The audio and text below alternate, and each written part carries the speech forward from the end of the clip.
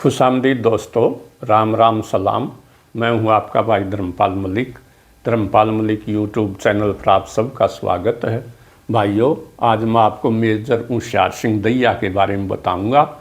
Major Hoshiyar Singh Dahiya हमारे हरियाणा के एक ऐसे वीर सैनिक हुए हैं जिनको जीते जी परमवीर चक्र मिला था, और आज मैं उन्हीं के बारे में बताऊंगा। तारीख थी 17 दिसंबर 1971 और पाकिस्तान रेडियो पर एक संदेश गूंज रहा था कि जरपाल मोर्चे पर जो भारतीय अफसर बैठा है वह इंसान नहीं, जिंद है। तोपों और टैंकों की बेशुमार गोलीबारी के बावजूद भी न मर रहा है और न ही पीछे हट रहा है। वह अफसर था मेजर होशियार सिंह दहिया, जिसकी दोनों टांगें जवाब दे चुकी थी, हाथों से भी खून बह रहा था, परंतु फिर भी मशीन गन से पाकिस्तानी सेना पर गोलियों की बौछार कर रहा था। मेजर होशियार सिंह दहिया एकमात्र हरियाणा के ऐसे वीर हैं जिनको जीते जी 26 जनवरी 1972 को राष्ट्रपति वीवी गिरी के हाथों परमवीर चक्र मिला था। और इस लड़ाई में भारतीय सेना ने पाकिस्तानी सेना को बुरी तरह से हरा दिया था। पाकिस्तान के 93,000 सैनिकों ने सरेंडर कर दिया था और पाकिस्तान के 2 टुकड़े कर दिए थे, पाकिस्तान और बांग्लादेश। ये 1971 की लड़ाई की बात है। मेजर होशियार सिंह दहिया का जन्म 5 मई 1937 को गांव सिसाना, जिसे सुसाना भी कहते हैं, में हुआ था। उनके पिताजी चौधरी हीरा सिंह दहिया एक किसान थे और माँ मुथरी देवी हाउस वाइफ थी। गांव सिसाना जोनी दहिया खाप का एक बहुत बड़ा गांव है जो 1215 के अंदर बसा था। इसने कई वीआईपी पैदा किए हैं, जैसे भगत जोनी बाजे भगत का नाम हमने सुना होगा, जो बहुत बड़े अपने समय के सांगी थे। और जोनी वो एक रागनी के अंदर अपने गांव का नाम भी बताते भी हैं।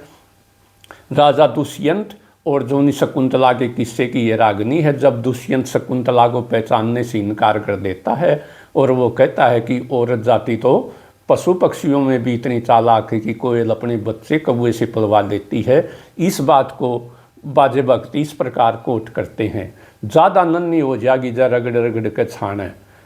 और वो कहते इतनी भारा गलती करके लाव दोष बिराने, जब मानस न ज्ञान हो जब लागत चोट ठिकाने, और जल्दी जाकर रपट लिखा दे जाकर गाम सुशाने। बाजे राम कवि सुनना धर्म के प्रसार बिना, ब्राह्मण सुनना वेद बिना और क्षत्रिय सुनना हथियार बिना। यही पंडित मांगे राम का गांव भी है सुसाना। वो भी एक रागनी के अंदर बताते हैं, पहले मोटर बाई फिर काम सीख लिया गाने का, पानसी में रहने लग गया मांगे राम सुसाने का। और जोनी पंडित मांगे राम जी के भाई थे पंडित रामचंद्र, जो हरियाणा से राज्यसभा का मेंबर बनने वाले, सदस्य बनने वाले पहले व्यक्ति थे। इसी सुसाना गांव के अंदर मेजर होशियार सिंह दहिया का जोनी वो जन्म हुआ था। उन्होंने गांव के स्कूल से ही शिक्षा प्राप्त की, 10वीं तक गांव में रहे। फिर 1 साल तक जाट स्कूल रोहतक के अंदर भी वो पढ़े। वो वॉलीबॉल की टीम के जोनी पंजाब के कप्तान थे। उनको खेल को देखकर ही जाट रेजिमेंट बरेली के एक अफसर ने उनको कहा कि आप फौज में नौकरी लग जाइए, और उन्होंने स्वीकार कर लिया। इस प्रकार 1957 के अंदर उन्होंने 2nd जाट रेजिमेंट को जोनी वो ज्वाइन कर लिया। फिर 1963 के अंदर 3 ग्रेनेडियर के अंदर उनको कमीशन मिला और वो अफसर बन गए। उन्होंने 1962 की लड़ाई में भी भाग लिया था। इस समय उनकी ड्यूटी नेफा के अंदर थी, जिसको आजकल अरुणाचल प्रदेश कहते हैं। 1965 की लड़ाई के अंदर उनको जो है नी उनकी ड्यूटी जो नी बीकानेर सेक्टर में थी, और उन्होंने बहुत ही अच्छा काम किया था। उनको डेकोरेटेड अफसर की सूची में भी डाला गया था। फिर आता है 1971 की लड़ाई के बारे में, जो उनको ने प्रसिद्ध कर दिया। लेकिन इससे पहले हम उनकी शादी का जिक्र करते हैं। उनका विवाह गांव उलाहना की एक पुत्री के साथ, एक लड़की के साथ हुआ था जिसका नाम धन्नो देवी था। ये गांव आहुलाना जिसे हरियाणा में उलाना कहते हैं, मलिक जाटों की खाप का एक बहुत ही इम्पोर्टेंट गांव है और हेडक्वार्टर है। यहाँ पर मलिकों के दादा की गद्दी है और दादा घासीराम एक बहुत ही ज़्यादा प्रसिद्ध व्यक्ति हुए हैं जो एक जेलदार भी थे। 1923 के अंदर पंजाब विधानसभा के एमएलए यानी एमएलसी भी बने और जो नहीं वो अपने न्याय प्रिय फैसलों के लिए बड़े प्रसिद्ध थे। ये इसी उलाना गांव की रहने वाली थी धन्नो देवी और उनके 3 संतानें पैदा हुई। बड़ा बेटा कर्नल राजकुमार जो आर्मी में कर्नल था, आजकल जो नहीं भगवान को प्यारा होगा, कर्नल सुशील कुमार और विजय कुमार जिनका अपना बिजनेस है और अब सारा परिवार जो नहीं वो जयपुर में रहता है। अब हम उस लड़ाई का जिक्र करते हैं जिसके अंदर मेजर होशियार सिंह को जो नहीं परमवीर चक्र मिला। इसे जो नहीं बसंतर की लड़ाई भी कहते हैं। ये पाकिस्तान के सक्करगढ़ जो नहीं तहसील के अंदर या सक्करगढ़ सेक्टर के अंदर है। बसंतर एक नदी है, बारूदी सुरंगें बिछी हुई थी, गोलियों की बौछार हो रही थी और मेजर होशियार सिंह दैया ने इस नदी के ऊपर एक पुल बनाया था जिससे टैंक और भारतीय सेना जो नहीं नदी को पार कर सकी। अब हम उस लड़ाई का जिक्र करते हैं जिसमें मेजर होशियार सिंह को अमर कर दिया। उन सक्करगढ़ पाकिस्तान में बसंतर सेक्टर में दुश्मन की सेना को पराजित किया था। बसंतर एक नदी भी है। इस नदी पर मेजर होशियार सिंह दैया की टुकड़ी ने बरसते हुए गोलों के बीच ब्रिज हेड बनाया था और बारूदी सुरंगों को साफ किया था। बसंतर नदी पार करने के बाद पाकिस्तानी चौकी जरपाल गांव पर कब्जा किया। जरपाल एक गांव था पाकिस्तान का, रूस में एक चौकी थी जो सामरिक दृष्टि से एक महत्वपूर्ण क्षेत्र था। यहाँ से सक्करगढ़ और शालकोट को रास्ता जाता था और उनके ऊपर कब्जा किया जा सकता था। इस लड़ाई में उनका गनर भी शहीद हो गया था, परंतु मेजर साहब ने घायल होने के बावजूद स्वयं मशीन गन को संभाला और लगातार दुश्मन की सेना पर गोले दागते रहे।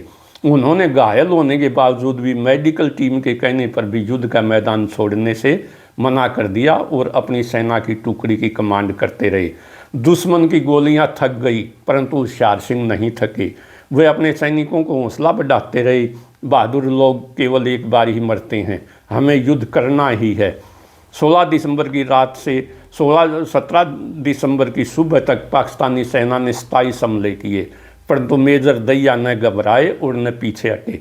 जब 17 दिसंबर की सुबह सीज फायर हुआ, पाकिस्तानी ब्रिगेडियर ने शांति का सफ़ेद झंडा फहराया तो मेजर दैया की मशीन गन के सामने 89 लाशें पड़ी थी, जिनमें से एक लाश पाकिस्तानी सेना के लेफ्टिनेंट कर्नल अकरम रजा की थी। उसके हाथ में गन थी। उसके पीछे पाकिस्तानी सेना के 3 और अफसरों की लाशें पड़ी थी।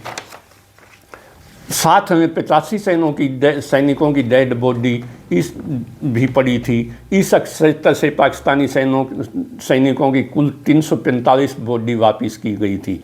जब पाकिस्तान के लेफ्टिनेंट कर्नल मोहम्मद अकरम रजा की डेड बॉडी वापस दी जा रही थी तो मेजर दैया ने ताबूत के साथ एक चिट्ठी भी रख दी थी कि उनका अंतिम संस्कार एक सैनिक सम्मान के साथ किया जाए। ये सच है कि वो हमारा दुश्मन था, परंतु वह बहादुरी के साथ लड़ा और जान की बाजी लगा दी। उनकी चिट्ठी के आधार पर ही लेफ्टिनेंट कर्नल अकरम रजा को पाकिस्तान का दूसरा सबसे बड़ा गैलेंट्री अवार्ड इलाले जुर्रत मिला था। 1983 के अंदर जो वो लेफ्टिनेंट कर्नल बन गए। 31 मई 1988 को ऑनरेरी रैंक ऑफ कर्नल के साथ वो रिटायर हो गए और वो जयपुर के अंदर उन्होंने अपना निवास स्थान बनाया और जयपुर के अंदर रहने लगे। लेकिन दिनांक 6 दिसंबर 1998 को जयपुर में दिल का दौरा पड़ने से ही सौरग सिधार गए और जयपुर में ही तोपों की सलामी के साथ उनका दाह संस्कार किया गया। उनकी शौर्य गाथा आज भी देशवासियों के दिलों में जीवित है। उनके गांव सिसानों में उनका एक छोटा सा स्मारक है। सारे हरियाणा में सिर्फ उनका एक छोटा सा स्मारक है। जिस जाट स्कूल में वो पढ़े उनका भी केवल दीवार रोहतक के अंदर उनका केवल एक फ़ोटो लगा हुआ दीवार पर। और नई पीढ़ी को राष्ट्र सेवा का संदेश देता है जो उनका छोटा सा स्मारक प्राइमरी स्कूल उनके गांव सुसाना में है। कुछ लोग ये भी सब कहते हैं कि मेजर होशियार सिंह को ब्रिगेडियर होशियार सिंह समझ लेते हैं, लेकिन यहाँ पर मैं ये स्पष्ट कर दूं कि ब्रिगेडियर होशियार सिंह सन 1962 की लड़ाई में शहीद हुए थे और उनका गांव सांखला था जो बहादुरगढ़ के पास है, और उनका गोत्र राठी था। बसंतर की लड़ाई पर अब बॉर्डर सेकंड नामक फिल्म भी बन गई है, जिसमें वरुण धवन एक्टर ने मेजर होशियार सिंह दहिया का किरदार निभाया है। मेजर होशियार सिंह दहिया की याद में हरियाणा में न तो कोई बड़ा स्मारक है और न ही कोई स्टेचू है। ऐसे में मुंह से बस अकबर इलाहाबादी का ये शेर ही निकलता है, क्योंकि ज़्यादा बोलना ठीक नहीं है। जो दिल में है वो ला नहीं सकते ज़ुबान पर, और जो है ज़ुबान पे दिल को नहीं उससे फ़ायदा।